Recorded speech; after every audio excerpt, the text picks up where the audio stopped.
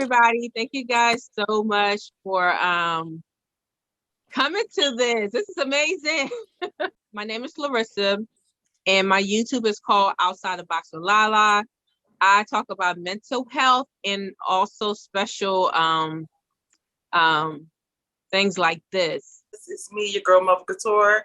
I also have a YouTube channel called The Collective, and I talk about anything while looking pretty, doing it at the same time. So I talk about topics, I talk about makeup, I talk about beauty, I talk about lifestyle, stuff like that. So when we do these types of Zooms, I also post them on my Black on Black crime.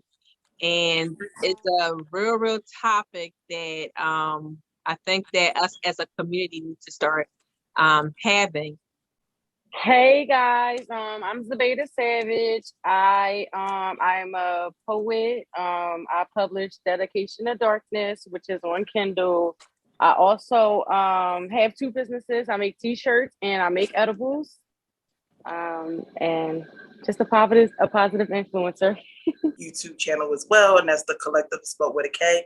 And I also am co-owner of an upcoming restaurant called Creole Soul, and thank you. And I am also the owner of the Couture Lab, which is a cosmetic brand. I'm Charlie. Y'all can't see my face because I'm at work. I'm working for post office, so you know the government. But I'm here to support my girl Larissa, Zubaida, and also Couture. And we're here to bring positive, and best believe we want to hear all your feedbacks and just let us know everything. Ain't no holding back, and just be respectful. And then we just hear from everybody. All right, love y'all. So these are the hosts, and if anybody is anybody's talking, please introduce yourself and who and what you do and everything as well. I am going to start off with a video, and the video is actually some people that I know, and they actually talked about their experience about how they feel about Black on Black crime. So how do you, what are your views on Black crime in our country right now? Because we want to hold the authorities accountable. So should we hold our own people accountable the same way? It depends on the situation, on how things actually perspires. Right now, we're in an environment right now with the war going on and everything. Yeah. So it's kind of harder with the situation that's going on.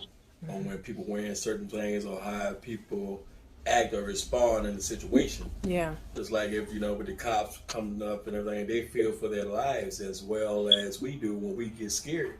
So if somebody got a hood on in their hands, in their pocket, they don't really know what's going on.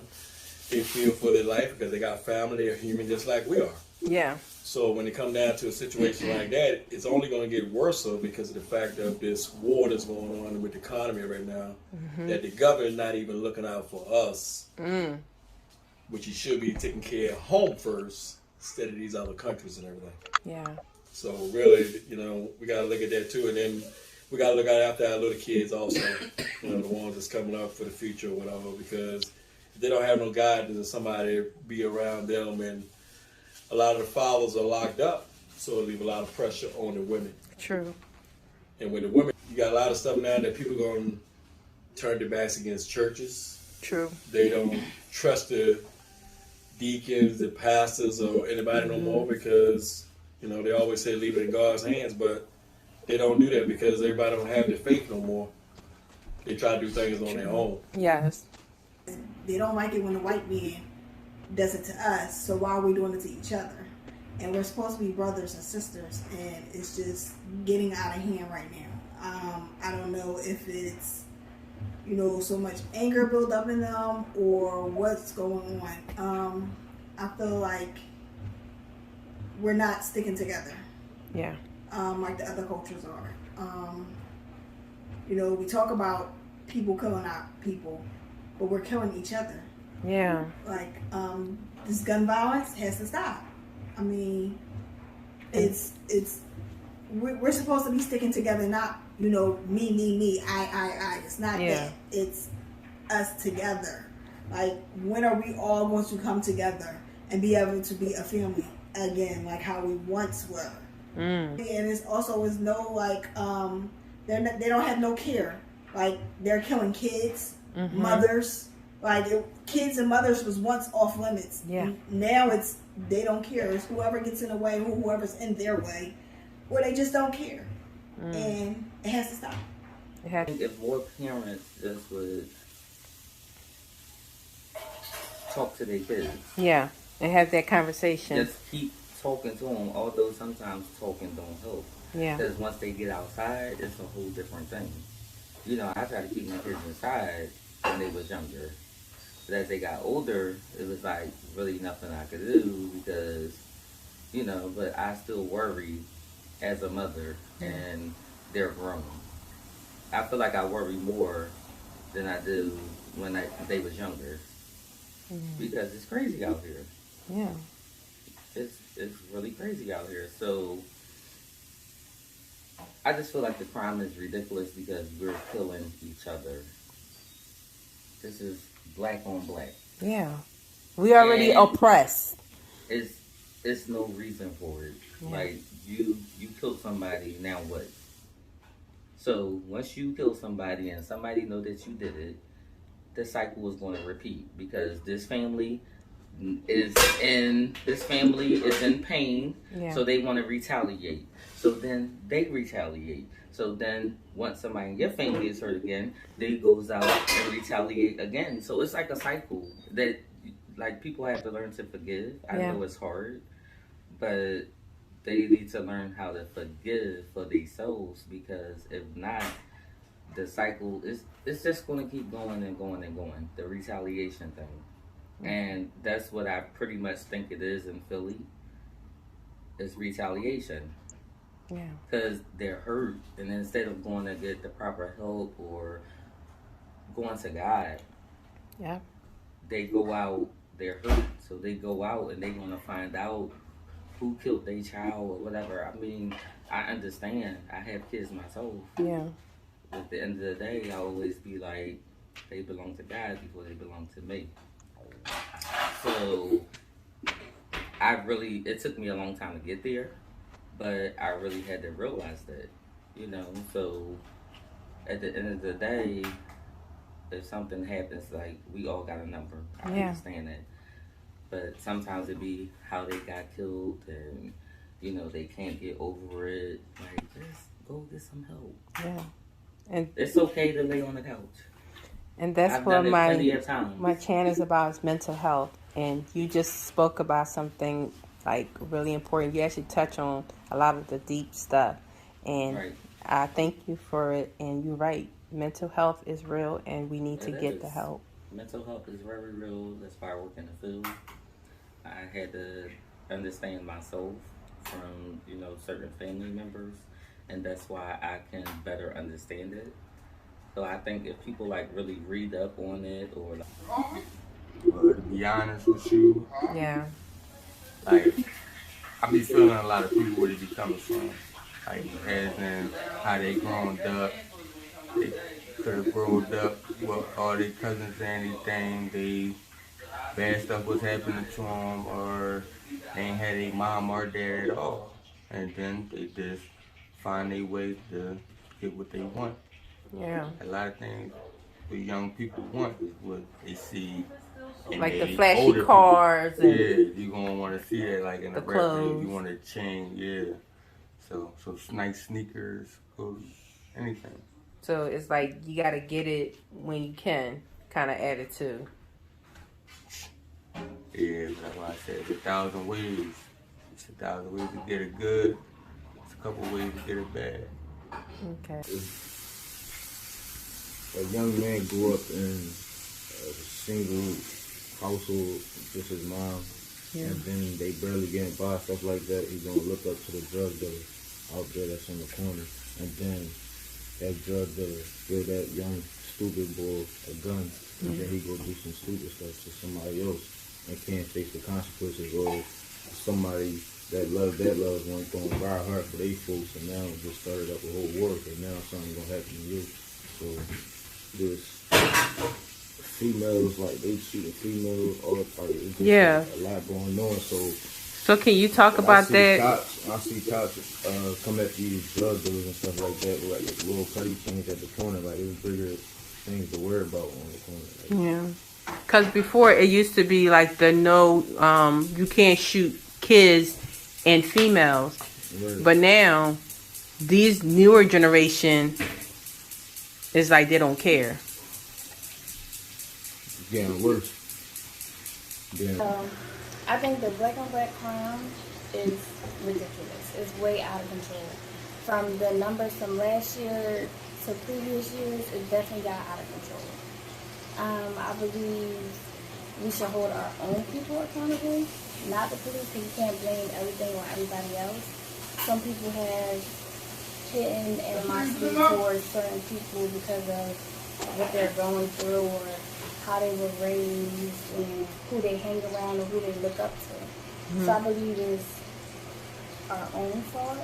And that's where most of the crime is coming from. It's not coming, majority, not to say majority, but you see on the internet that it's coming from cops and the authorities, but mostly you see on the news or if you're on social media, you follow the pages on Instagram, like No Gun Zone or any other place, you basically see our own people from, and the majority of the younger people is coming after whatever, for whatever reason, they're coming after our own people.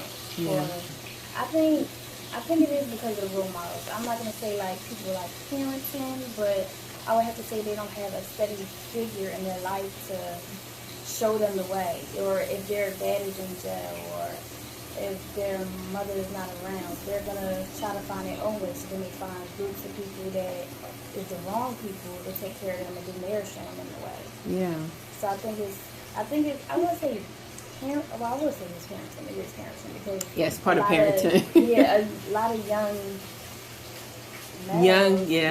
guys don't have a lot of fathers, or their fathers is gone, or they don't know who their dad is. Yeah. Or even if their dad is around, it's probably not giving them like a good role model. Like a figure to look up to. Yeah. So I think it is a lot of, especially it's a lot of young kids dying today from other young kids also. Yeah. When you look on the internet, you'll see like a 15-year-old got charged with murder, or a 15-year-old got caught, or even as young as 12-year-olds got caught with guns or running from cops. But you really rarely see like an older person really going after a younger person. You see the younger one going after everybody else. Okay, what they doing all this other stuff, and plus they killing. And then it's not like we don't have older people that's not out here that could guide them the right way. Come on, cause the right way, like you ain't gotta always send them to the street, cause the streets ain't the first place. Cause then when it come down to it, the ones that do got the parents, their parents is now, oh, my son is so good, oh, my son is that. But some parents don't know what their son be out here doing. Yeah. So, I feel like, there's some parents or some, in general, period, people should take accountability for what they do. Like, if you want to go out and kill somebody, you take accountability for what you did. You killed them, you did it. Especially because we're holding the authorities accountable. Alright, we using them just like as cops. Y'all hold cops accountable for killing, black people. Y'all hold cops accountable for killing this or doing that. Why can't we be accountable for, like, come on, you gotta hold accountable for the things that you did too. Like, come on, cops want to do their job. This person, who you think, what you think when the cops don't get them? Somebody else gonna get them, and that's where the no snitching rule. And like, that's cause I'm keeping it out. So I don't get them little snitching thing. I don't do the little snitching thing. But it's some people that out there that's not even built to keep their mouth closed. It's some people that's not built for that type of. Yeah, because we're human. No human being would actually keep a secret. Yeah, like everybody ain't the same. Everybody not built the same. So when it come down to that situation, some people don't have the same brain. Okay, and like I said, when it comes down to cops having to kill black people, you think they want to kill you?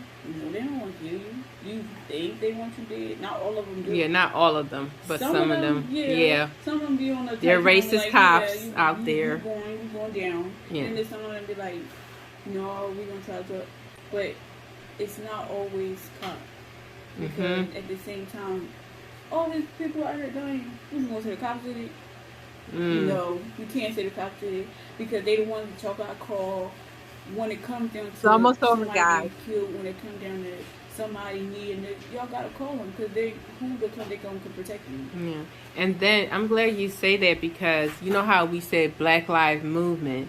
So if the Black Lives Movement only happen when authorities, or should it happen when we're killing ourselves? I feel like it should happen to all.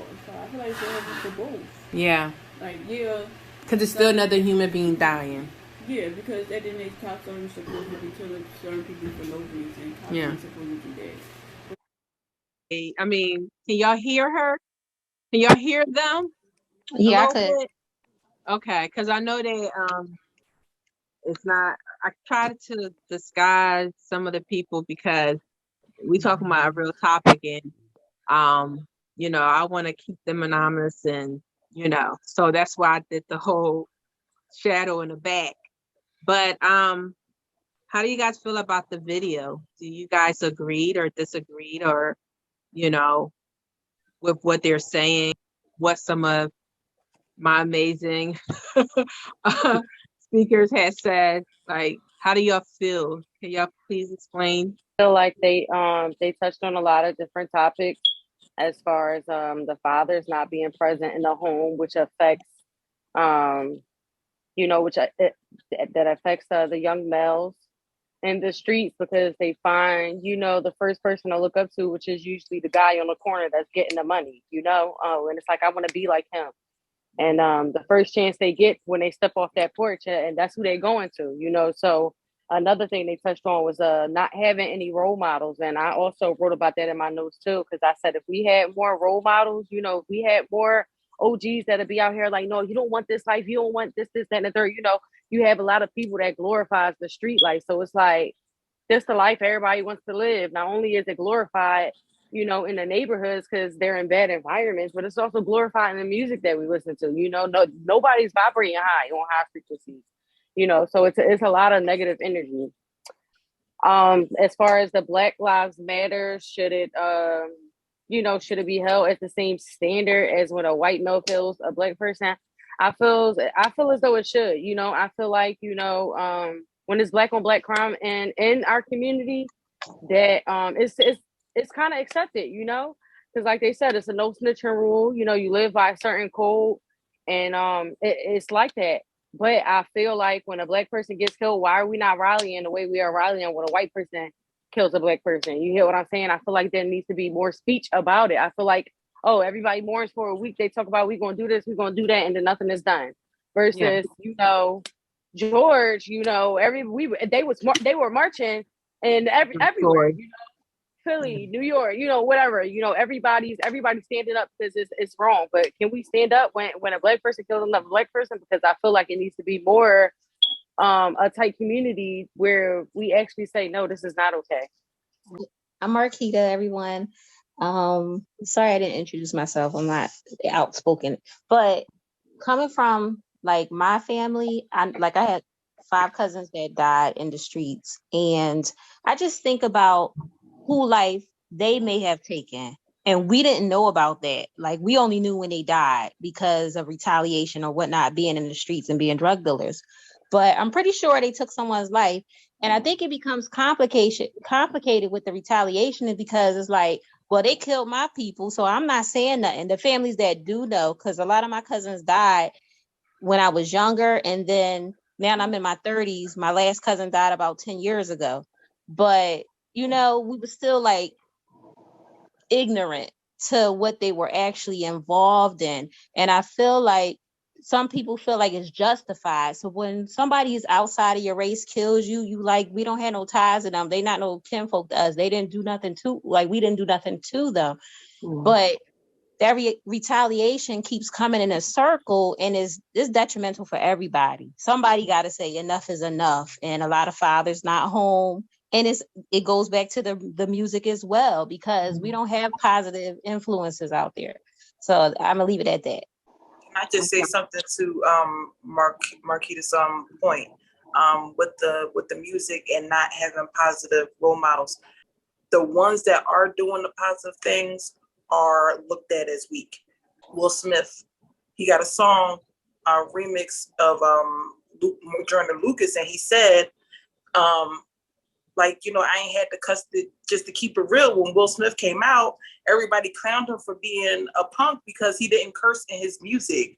You know, Kendrick Lamar, all of these prolific type of rappers, they don't get the same type of buzz as NBA Youngboy or King Von and none of that. And again, it's sad. We've been twisted as a society to downplay that and to glorify this.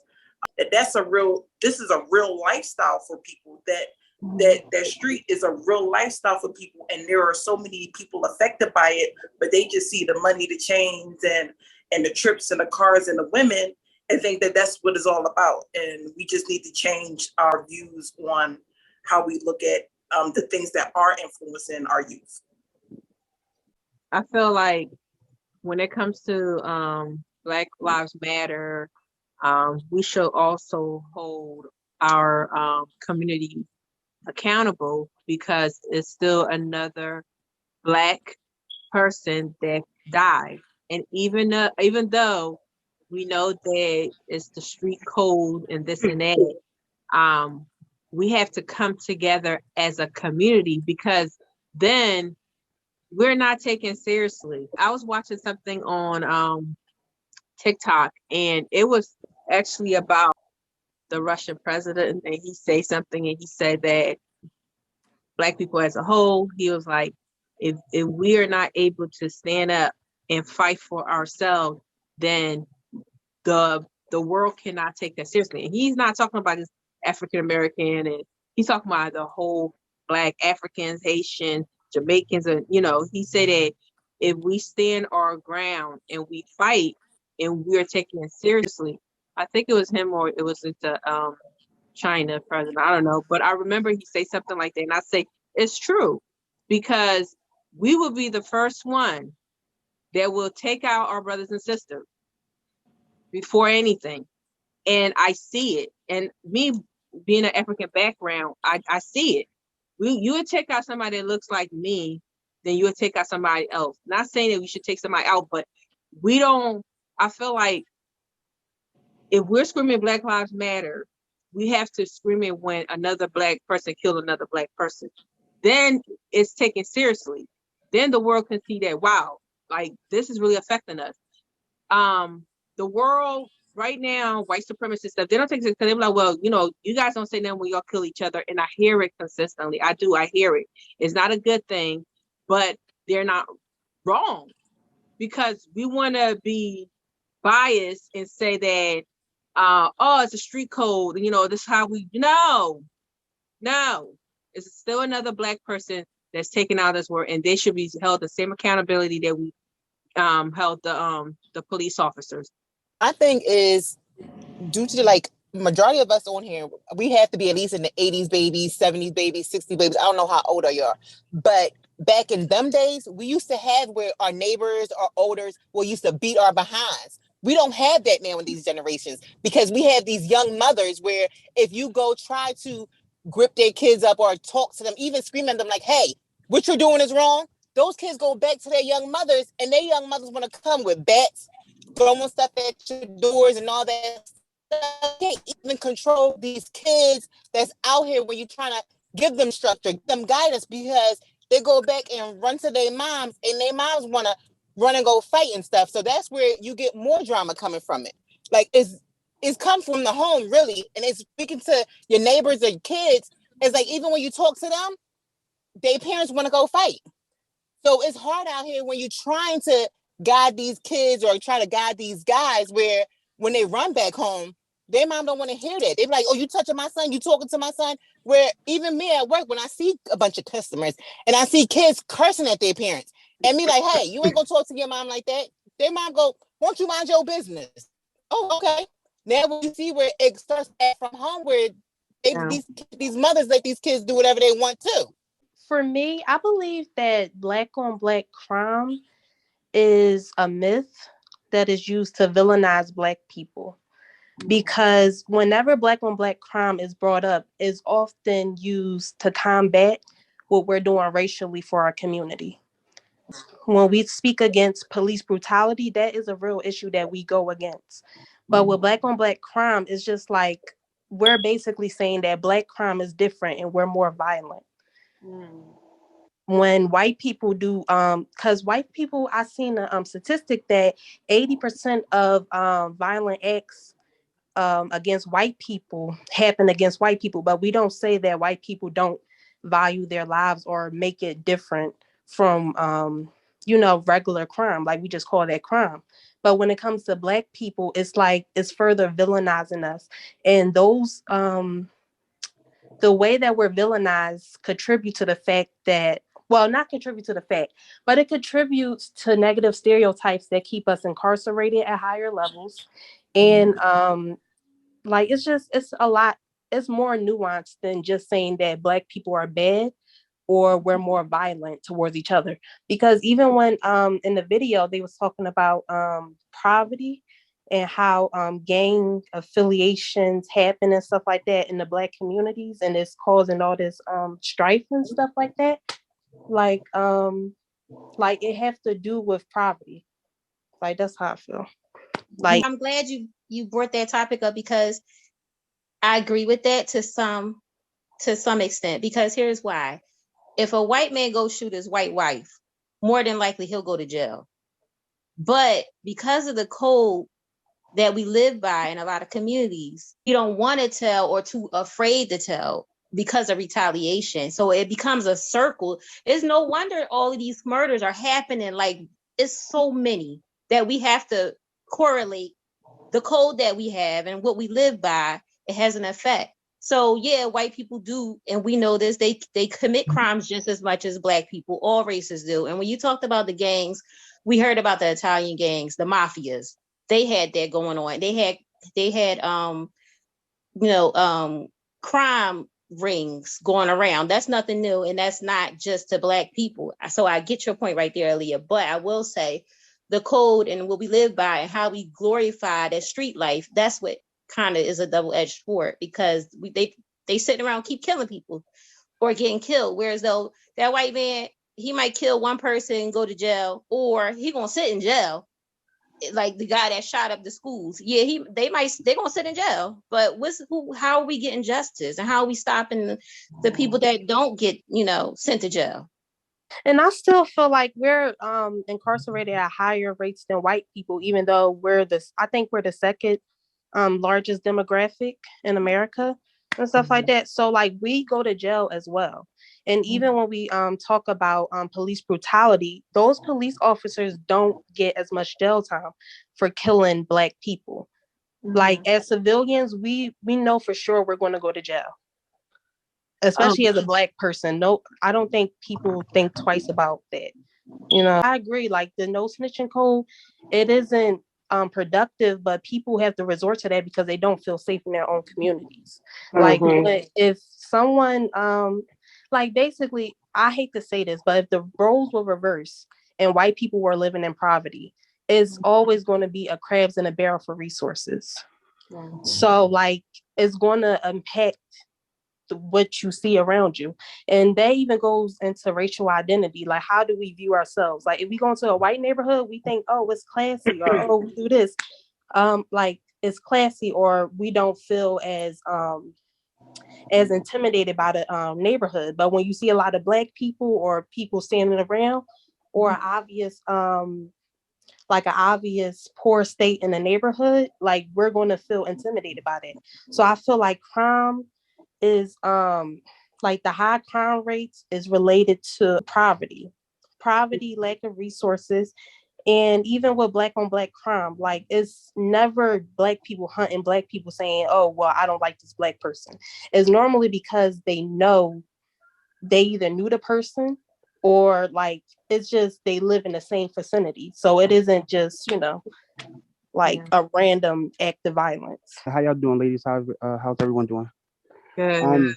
So I really just wanted to piggyback off of what Aaliyah said, because I think she made a great point. I also agree that black on black crime is a myth. Crime is relative. And what I mean by that is you kill who's closest to you, right? So if in a 12 block radius, there's nothing but, 90% is black, 5% Hispanic, and so on, 9 out of 10 times you're going to kill a Black person. I'm not saying that to say that Black people don't need to stop crime against each other, because it is at an alarming rate. But like Aaliyah said, we're the second biggest demographic in the country. So if we live in Philadelphia, right? So although we all know how big Philadelphia is, it's still majority white, not majority Black. Yeah. And that's saying a lot, considering that we walk past a lot of Black people. We can all name 100 Black people and maybe 20 white people. And I also say that to say, like, the crime that we do, it's also a cycle, but we have to understand who started the cycle. You understand what I'm saying? Sometimes when other people mess up dishes, you're left to clean them up. And it's not, everything isn't a racial thing. I think we've been suppressed by the white people, by the white man for so long that a lot of the issues literally are just human and people issues. And since we're the ones that have been suppressed for so long, it tends to come out as a color issue. Like white people, we all know they do subtle racial things, like cross the street and when they see a group of Black guys, or not that any other race doesn't do it, but you know what I mean? It's alarming that we notice that they do it the most. We all been uncomfortable in a room full of white people, and maybe the way, I know women go through it more. Your hairstyle, you know what I mean? It stands out more because it's not the same as theirs. It's not their normal. You understand what I'm saying? So I just wanted to touch on that. But yes, I do think Black on Black crime is a myth completely. It's all about who you're around. You know what I mean? If you're the richest person around, everyone else is poor. There's majority is more, you know what I mean, poor people. But it's the same. I just think the same goes for race as well. Yeah. Oh my goodness. We Thank gotta do you. it. Thank you This so was really much. good. Yes. This is really good. We didn't even get to the question shit. That was good because I got a lot to say. I'm gonna hold on to Y'all it. just answering it. No, But thank you guys. we got one last thing to input. I'm so sorry to keep the topic going, but I got one last thing to input. And I'm sorry to do something earlier, but you know I've been getting nervous. So just to point to Lamar's point, and also the young lady before him, I completely agree. There was also not to say Black on Black crime isn't an issue. I think it's more so gun violence, and it's more so crimes of survival. But I don't think it should be worded as Black on Black crime, because there's also white on white crime. There's also Asian on Asian crime. It was this clip that I listened to a couple years ago. It was from D.L. Hughley, and he makes a very good point about how Black on Black crime doesn't really exist. It's more so crime of proximity. Of course, you're going to kill who is closest to you. But I have that clip, and I want y'all to hear it. So hold on. Okay. It is okay. Every United States of America is 2 to 1, Black to white, white to Black. They actually more white on white crime than Black on Black crime. So when you call it Black on Black crime, that gives them marching orders. That gives them a call to arms. So now they can come and brutalize because there's a sense of urgency. You'll hear Black people saying, "Oh, Black on Black crime." That doesn't exist. If it exists, there has to be Asian on Asian crime or Latin on Latin crime. Absolutely. Crime is about proximity. You hurt the ones you love because you're close to them. If you take any living organism and you put it in a small space with limited resources, it will kill anything around it. Black on Black crime is nothing but it's biology. That shit is happening on your lawn right now with the weeds in the grass, fighting for resources. But you believe that you're inferior because they tell you it's such thing as Black on Black crime. Okay, so I hope you guys were able to hear that. So it's not to make light of Black on Black crime, because yes, it does. I'm sorry. My bad. Because it does this, but I think we shouldn't vilify ourselves like it doesn't happen in other communities. And then I also looked up an article right before this meeting, and it speaks to the statistics that the other young lady was talking about. So it basically says, overall, most homicides in the United States are interracial, and the rates of white on white and Black on Black killings are similar, both long-term and in individual years. Between 1980 and 2008, the U.S. Department of Justice found that 84% of white victims were killed by white offenders, and 93% of Black victims were killed by Black offenders. In 2018, the Federal Bureau of Investigation reported that 81% of white victims were killed by white offenders, and 89% of Black victims were killed by Black offenders. And in 2017, it was pretty much the same thing. The FBI reported almost identical figures. 80% of white victims were killed by white offenders, and 88% of Black victims were killed by Black offenders. And this is an article that's from the USA Today. Now, I didn't have time to fact check, but again, USA Today is pretty reputable. And then they also quoted Federal Bureau of Investigation and also the U.S. Department of Justice. So I agree with the guy, Lamar, that says, like, violence is more so, not that we shouldn't, we should definitely try to figure out what we can do to stop gun violence in the Black community, but violence as a whole is more so a human issue. It's not just a Black issue. It doesn't just happen in the Black community. It happens all over. Look at Ukraine. Look at what just happened with the kids getting shot. But and then following that, like, America was built on violence. Yeah. Like, so America as a whole is a violent country. You know, they came over here and they stole the country from the Native Americans. You know, it was, you know, lots of bloodshed. And then the British came over and tried to take America from the Americans that were here. And then we had slavery, which was pretty brutal. So violence and, you know, murder isn't just a Black issue. It's more so a human issue that America has to deal with, that basically the whole world has to deal with. So that was my piece. No, thank you, Jasmine.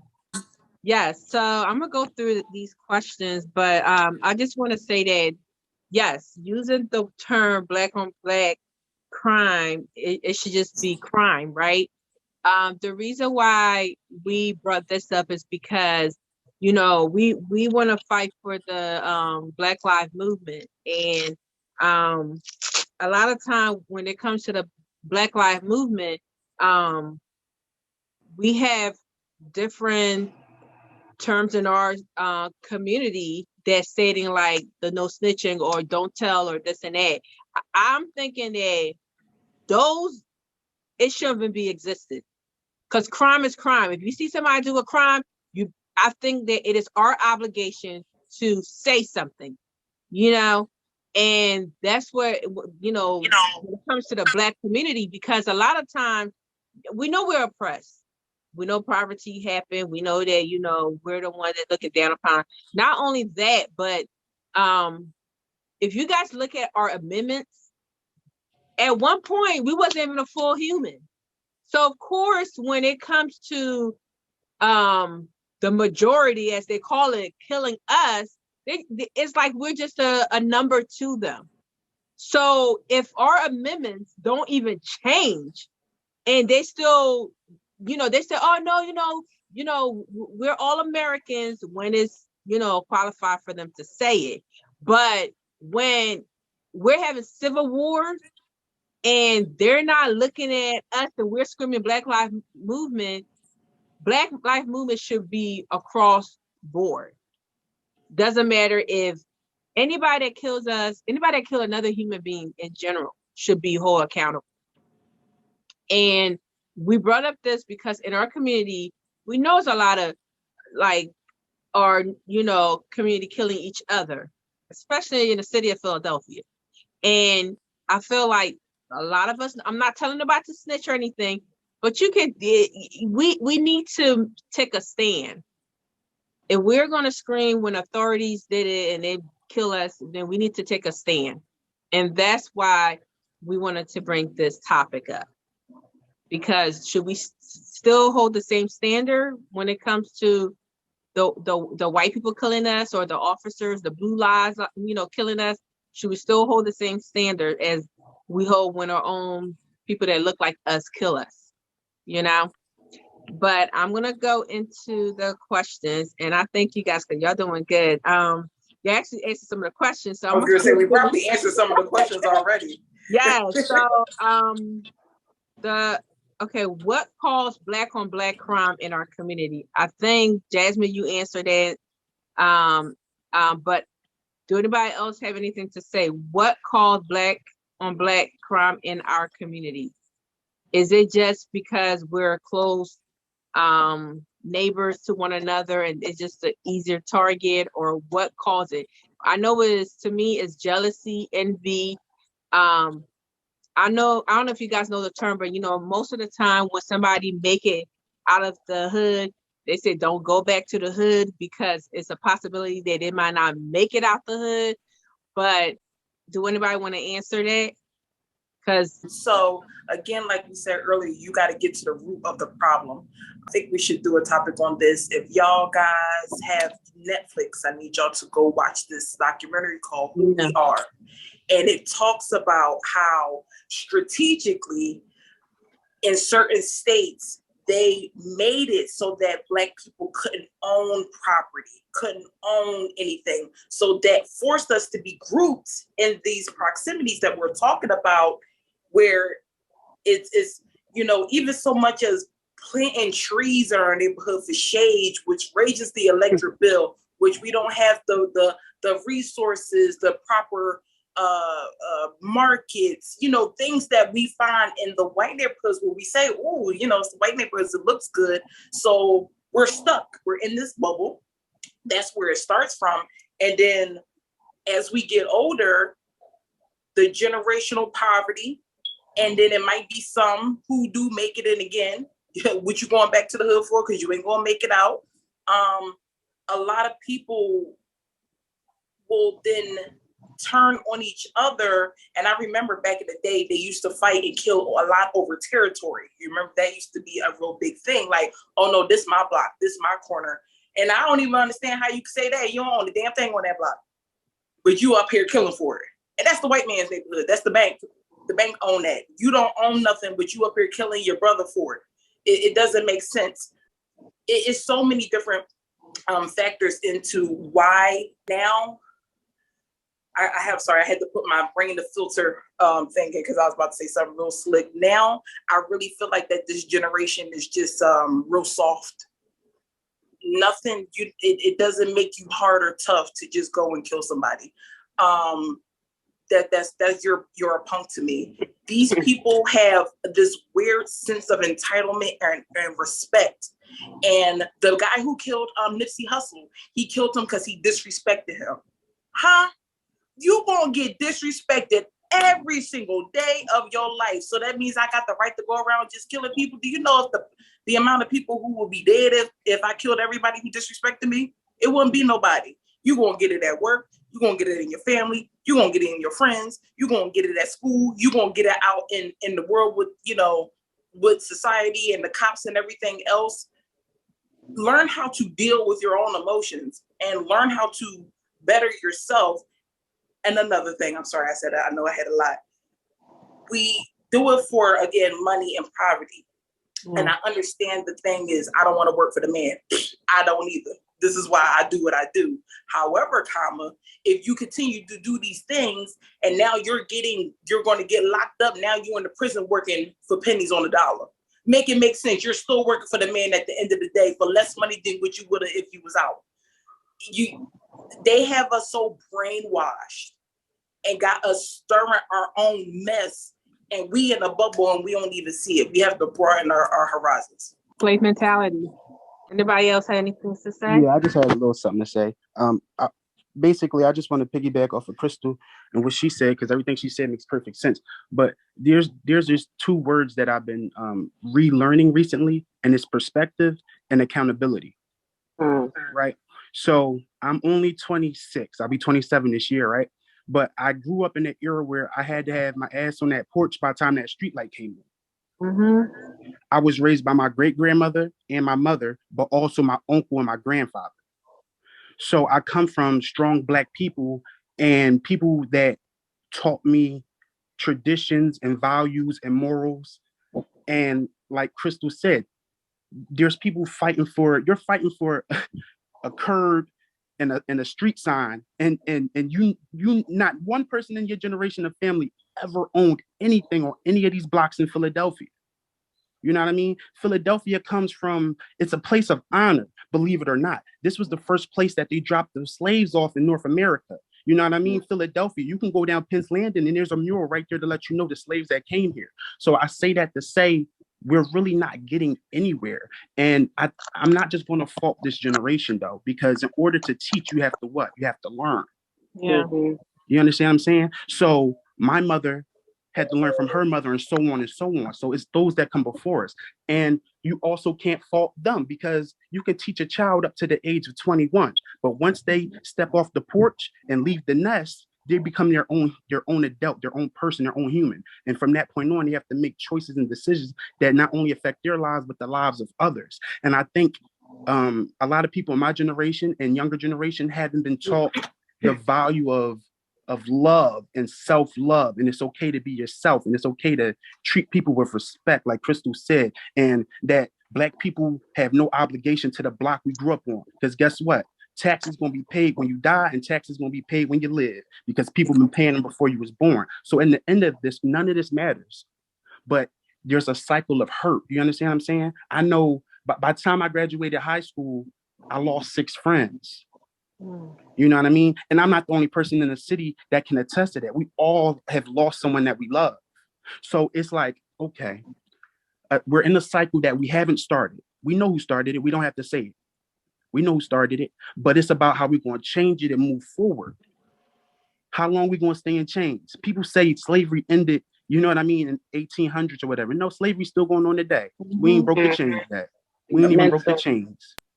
But like I said, accountability and perspective is very important, because such and such killed such and such from down the street. And like I think Marquita said earlier, I'm sorry if I didn't say your name correctly, the cycle can't stop if you ain't started. How can you stop a cycle you didn't start? So we have to get to the root of the problem. And the root of the problem is it's not enough love, it's not enough correct teachings.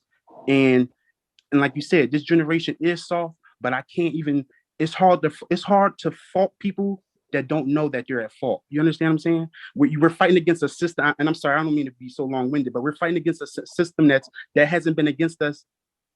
You know what I mean? Like from the beginning, it's been against us.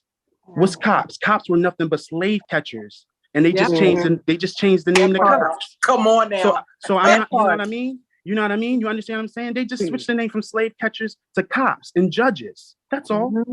So not only am I fighting my neighbor down the street that don't got no resources like me, I'm sorry, I think it was Crystal or somebody said it, but we fighting for limited resources. I'm fighting against the system, and I'm fighting against people that look like me. I'm fighting a three struggle, a daily struggle every day, 3 different struggles.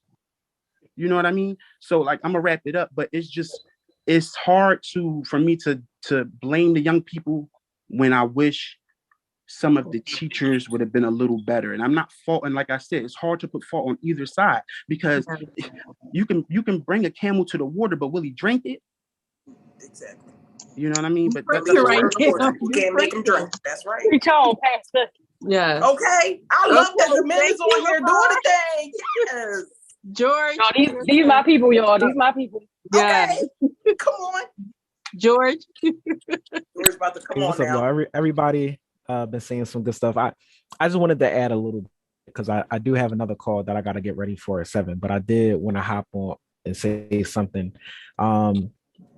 And I'm gonna start off. I got a verse that I want to share, right? Because we've been talking a lot about gun violence and why gun violence is happening, and I'm sure eventually the conversation is going to lead to what are we going to do about it, right? Yeah. And I got one verse, and I'm gonna say a little bit. It's 2 Chronicles 7:14, and it says, "If my people, which are called by my name, shall humble themselves and pray and seek my face and turn from their wicked ways, then will I hear from heaven and will forgive their sin and will heal their land." And so God put that verse in my heart to say, because I've been, I have my nonprofit, Survival to Success. I think Crystal knows, we met before on Zoom, Larissa knows, and I was doing a lot of work around the community, especially around gun violence. You know what I mean? I was running all around the city, doing events here, and around a George Floyd situation that happened, man, that really blew my mind. And I was running around like a chicken with my head chopped off. Like I'm gonna go to this event, I'm gonna talk here and speak here. And around that time, God put on my heart, it was like, what if, and I was questioning myself, what if I was fighting against the will of God, in a sense?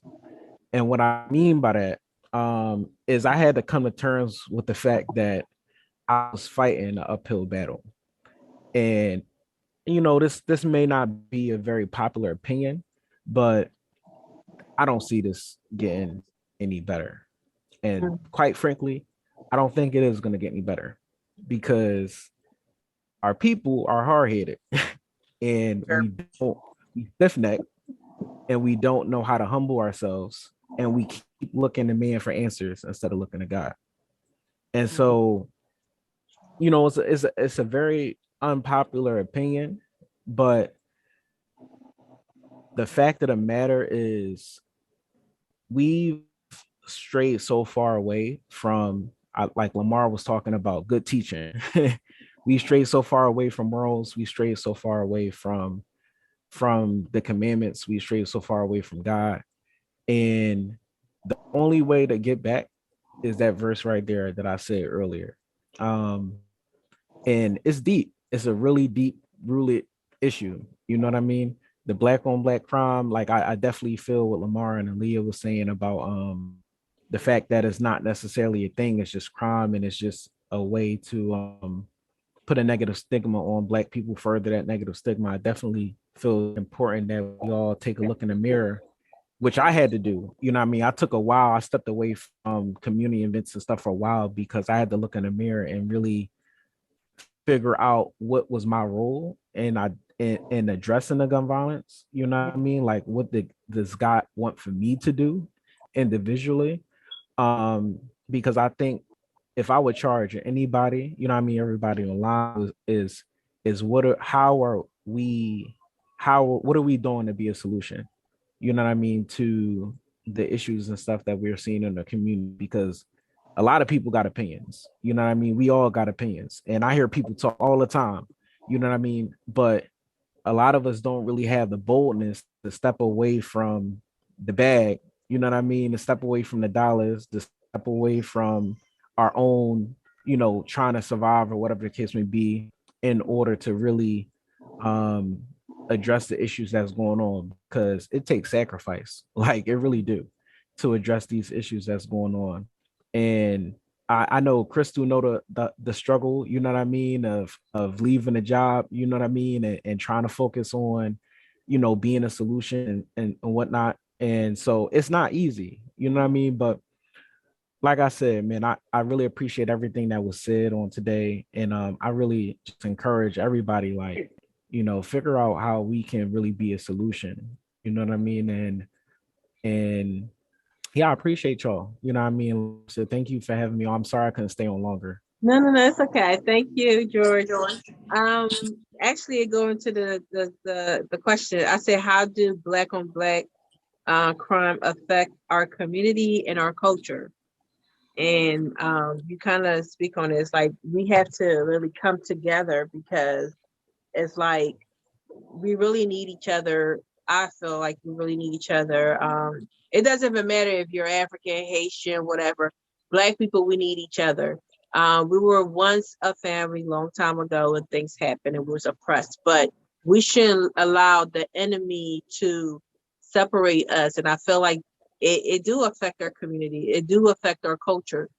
The positive thing that come out of it is that I do see that some of us are getting back together, even though we, you know, crime gonna always be there, but some of us are actually took the veil off, and we're recognizing who we are, and we're recognizing, and some people, you know, want to really went to the whole ancestry DNA and trying to figure out who they are.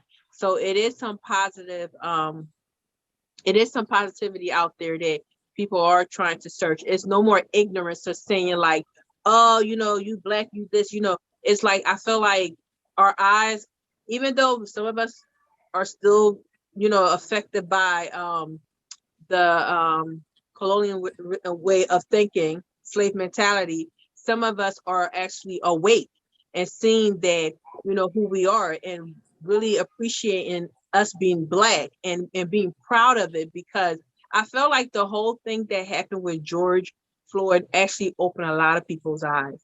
And I feel like it did bring our community closer to one another, because people realizing like, if this one's against me or this one against me, we have to be for each other. Because if we're not for each other, then, you know, we're not getting nowhere. I just feel like we need more positivity like that. And especially when it comes to our younger generation. They're, you know, some of them are still cuckoo for Cocoa Puff out here doing reckless stuff. And I'm praying that they do wake up and they realize that, listen, like, this world don't love you. So if you know what I mean? So if we don't love each other and we're taking each other out, you know, like, but again, it has to be taught. Again, it has to be, we're so brainwashed by the world. And I'm just praying that we wake up as a whole, you know. Do anybody else have anything to say? How do Black on Black, how do it affect our community and how do it affect our culture?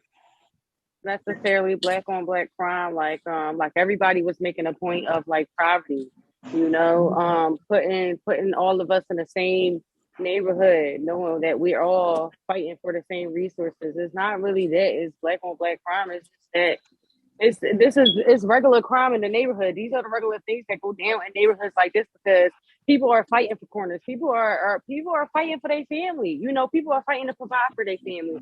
And it's like, I don't condone the no snitching rule, but it's like, suppose it's somebody that's outside selling drugs just trying to feed their family and just snitching on them. Like, bro, I didn't even do nothing wrong. You get what I'm saying? But that's also crime in the community because on the other end of the stick, you serving my mom crack. So it's like, I can't really be okay with how you provide for your family. So it's like, you know, poverty. It's essentially not having the things that we need and trying to find ways out of this rat cycle. It's a rat race. It's you know, it's paycheck to paycheck. It's, you know, it's hard to get out of a cycle that we've been in for years. You know, so when we ask, it's like we can continue to talk about Black on Black crime. We can continue to talk about crime, but let's essentially get down to the root of the issue. You know, how do we create resources for Black people? How do we create our own farms? Let's talk about us all really. You know, if you have 70, I think it's 78 people that you can have your own plot of land and you can have your own laws, you can have your own rules. You know, I think that we talk too much about it and we ain't really doing much. You get what I'm saying? How many conversations we gotta have like this before we actually start coming together? Okay, I'm gonna put up money for this. We're gonna buy this plot of land. This is where we're gonna grow all our food because all these farm plants and all these things. It's really about to be a recession. Gas is expensive. Food is expensive. It's only a recession, girl. It's here. But that's what I'm saying. This recession comes time after time after time.